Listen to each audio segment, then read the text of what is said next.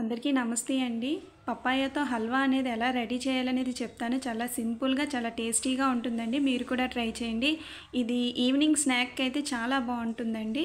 ముందుగా మనం ఒక పచ్చి పపాయాని తీసుకోవాలి. ఈ పపాయ మా పెరట్లో కాసిన పపాయ అండి. చాలా బావుంటుంది టేస్ట్ అయితే.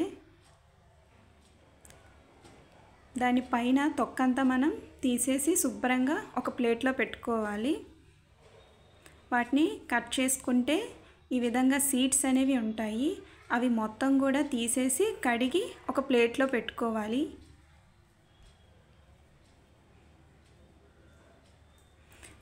ఈ విధంగా ఒక ప్లేట్లో పెట్టాక మనం తురుముకోవాలి.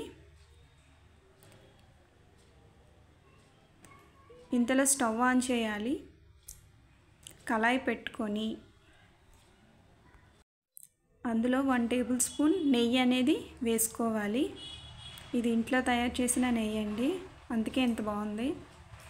అది కొంచెం హీట్ అవ్వాలి. మనం తురిమిన పపాయ అనేది వేసుకోవాలి. పచ్చివాసన పోయే వరకు వేయించాలి. ఒక 10 మినిట్స్ పాటు వేయించాలి. ఒకసారి కలుపుకోవాలి. తర్వాత మరిగించిన పాలు అనేది వేయాలి. పాలు కొంచెం చల్లారాక వేసుకోవాలి. వేసి ఒకసారి కలుపుకోవాలి. మనం 10 మినిట్స్కి ఒకసారి కలుపుతూ ఉండాలి, లేదంటే అడుగు అనేది పట్టేస్తుంది. ఈ విధంగా కొంచెం కుక్ అయ్యాక మనం షుగర్ అనేది వేసుకోవాలి. 1/4 కప్పు వేసుకుంటే సరిపోతుంది షుగర్ కూడా వేసాక ఒకసారి కలుపుకోవాలి. వెనిలా ఎసెన్స్ కూడా వేస్తే బాగుంటుందండి. పప్పాయ పచ్చివాసన రాకుండా అది ఉంటుంది. దాంట్లో కొంచెం వెనిలా ఎసెన్స్ కూడా వేసుకోవాలి.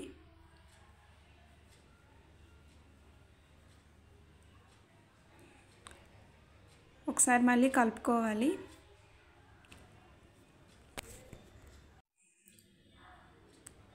పాలు వేసిన వెంటనే షుగర్ అనేది వేయకూడదండి. అది కొంచెం దగ్గరికి కుక్ అయ్యాక అప్పుడు షుగర్ అనేది వేసుకోవాలి.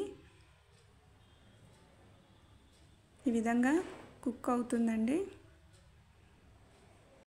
ఫైనల్ స్టేజ్కి వచ్చేసిందండి. ఇంతలో మనం స్టవ్ అనేది ఆఫ్ చేసుకుంటే సరిపోతుంది. ఎంతో టేస్టీ పపాయ హల్వా అనేది రెడీ అయినట్టేనండి. టేస్ట్ అయితే చాలా బాగుంటుంది. ఇది మనం షుగర్తోటే కాకుండా బెల్లంతో కూడా ప్రిపేర్ చేసుకోవచ్చు. ఈ వీడియో కనుక మీకు నచ్చితే లైక్ చేయండి, షేర్ చేయండి, సబ్స్క్రైబ్ చేయండి. సర్వేజన సుఖినో భవంతు, లోకా సమస్త సుఖినో భవంతు.